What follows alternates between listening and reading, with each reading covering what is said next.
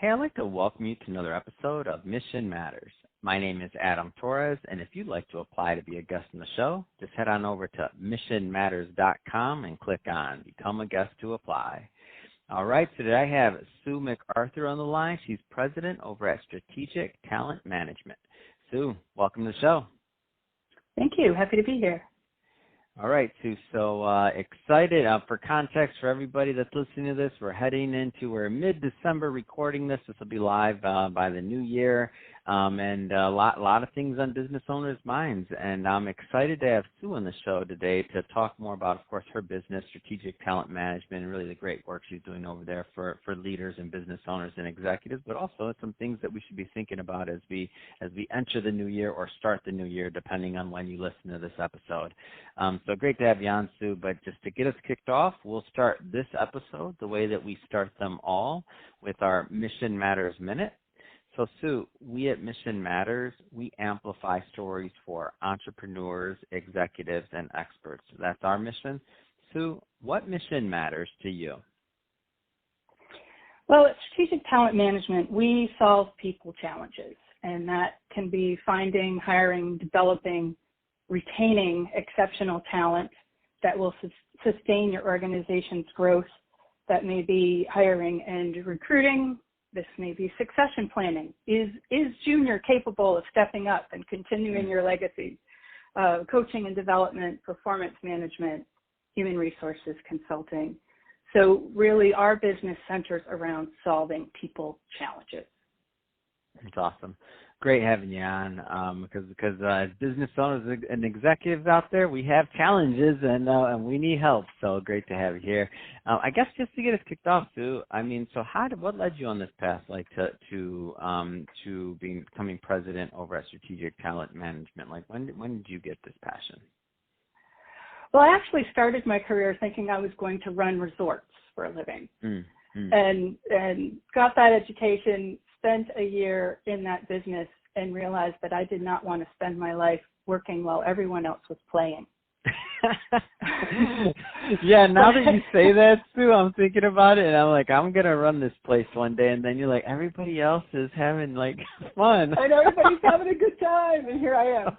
So, but what that experience gave me was a really holistic view of a business. Yeah.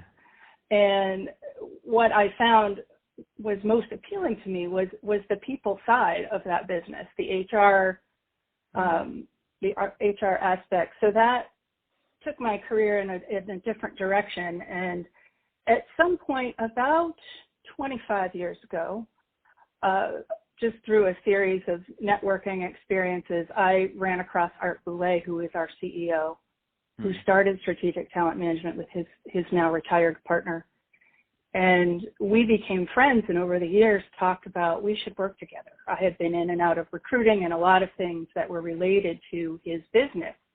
And then at one point he said, it's time to get serious about this and come by the office. And he had a box of business cards with my name on them already, handed them over and said, it's time we pull the trigger on this. So we've been working together for about 7 years. And it's been a great partnership. You know, we just in that period of time, it started out it was just Art on his own, and then I came on board. And over the years, we've discovered ways to be more helpful to more clients, and our team is growing, and so are our offerings. Man, what an amazing story. Good job, Art. Closed her with the business cards. I never heard. I've done over 5,000 episodes, Sue, and I've been doing this a long time interviewing people. That's the first one I heard. Good job, Art. I know. He basically said, I took a chance you'd say yes. That's amazing. So, fast forward quite a bit. I know that you've worked with quite a few clients. And so on this journey in helping clients and solving challenges, are there any themes that and I know you work in a lot of different areas, so I know the answer to this is going to vary based on size of company, industry, other things like that, of course. But are there any themes like through your career in doing this that tend to just come up over and over and over again that you'd like to elaborate on? Well, hiring in one one aspect or another seems to always be a critical issue. And, you look at any MBA program, and there's no class on interviewing, on a hiring process. And that gives people the impression that it's easy, and it's not. And far too often we see companies who have a very random and scattered approach to how they hire people. So one of the things that we do is provide structure in that process. And the face of hiring and recruiting has changed so much just in the last couple of years. The good news about the pandemic and now this openness to remote workers, the good news is that smaller companies now have access to the whole of the talent pool. It's not just what's available in Dubuque or in Toledo. It's the world is your oyster. The bad news about that is that means you are also having to compete salary and benefits and everything else with San Francisco and New York. So, there's two sides to that. There's some good news in the hiring market in that we can now tap into a bigger pool of talent, but that talent also has a lot more people scrambling to secure it. So as we have this, as we're going into, 2023, so we're recording this towards the end of the year, what are, specifically on talent and the talent side of things, like what are some things that business owners and executives should be thinking in terms of their planning? One thing that I think gets far too little attention is employer branding and the candidate experience. Are you making it easy for people to engage with you? Is that process positive? And how are you perceived in the market? How do people look at you as an employer? Are you spending as much time and attention in crafting that message as you are the messages you send to your clients? Because both are very important. And we spend a lot of time and energy on marketing ourselves as a product or a service. But how much are we spending on marketing ourselves as an employer and one that is attractive?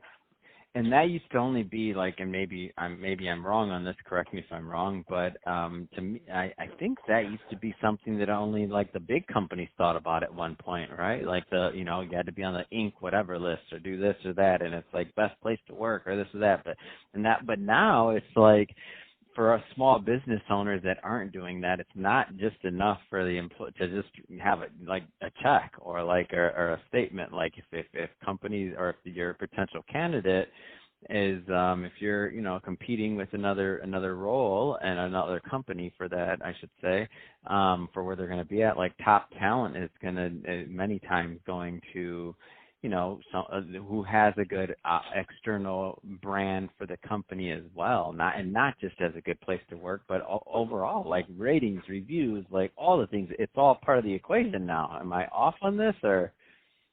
It is all part of the equation, and small businesses now have access to talent they've never had access to before. Yeah. But that means they need to be able to play with the big guys. So what are and I know this is, again, going to vary per business, per industry, all these things, but what are some things that small businesses can do, like with this understanding, right, especially for those that might listen to this and be like, I didn't think about that. I thought we're writing checks and we pay our employees and it's a good place to work, and I thought that was enough. Maybe it's not. Like, where should they go, at least thought process-wise? What's the next step? Well, I actually just created a list of New Year's people-centric resolutions for employers. And I think that that's relevant to this conversation in terms of really looking at who you are as an employer. The first piece of advice is to prioritize work-life balance. That is more and more important to today's workers. They got a taste of that when they were all working from home for a couple of years. And the generations that are coming up, the millennials, the Gen Zs, extraordinarily important to them. All of their research says that it is more important in those generations to have work-life balance and to have purpose in the work that they do. Mm. So paying attention to that can really help put you in a positive place in terms of how people view you as an employer. Take a look at your culture. Is your culture what you want it to be? Do you need to make some adjustments in terms of bringing in people who may nudge your culture in a certain direction? Are you communicating with people the way that you should? Are you open? Are you being honest? Can people trust you? Do you make it feel like their input is valued? Creating quality time for employees, getting to know your people outside of the office, getting to know them as people, not just workers, can be very impactful and certainly will increase engagement.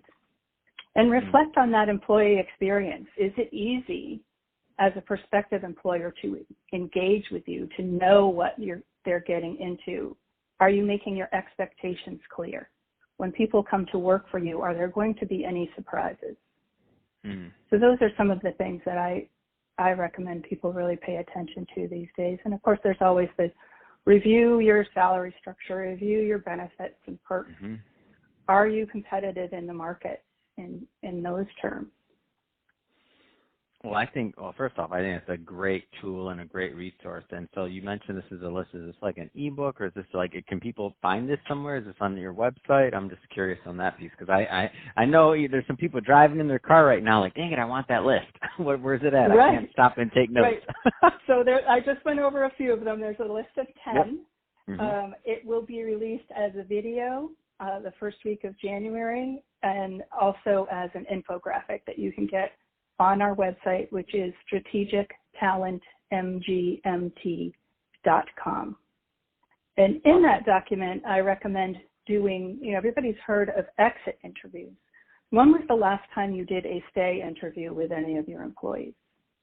In an effort to prevent. I didn't even know that was a thing. Wow. It is a thing. And I have 10 suggested questions in that document for you to sit down with your current employees and ask them what's going well and what's not, what can help them engage more with you and their experience with you and the company. Wonderful. Well, Sue, I just have to say it has been great having you on the show today. I know that we're just getting started here, and I know you have a wealth more of information and knowledge that you can share on talent and really just solving problems for businesses out there. So that being said, I know you left it once, but I'll ask you to leave it again. If somebody wants to connect with you and your team, what's the best way for them to do that? They can reach me directly at Sue at strategictalentmgmt.com, and that is also our website. So there's a wealth of free resources there and more to come. Yeah, wonderful. And we'll put all that information in the show notes so that, again, our audience can just click on the links and head right on over. And speaking of the audience, if this is your first time with Mission Matters or engaging in a Mission Matters episode, we're all about bringing on business owners, entrepreneurs, and executives and having them share their mission, the reason behind their mission, and really what we can all learn from that so that we can gain and grow together. If that's the type of content or information that sounds fun or interesting or exciting to you, hit that subscribe button, because we have many more mission-based individuals coming up on the line, and we don't want you to miss a thing. And Sue, again, really, it has been a pleasure. Thanks again for coming on the show. Thanks so much for having me.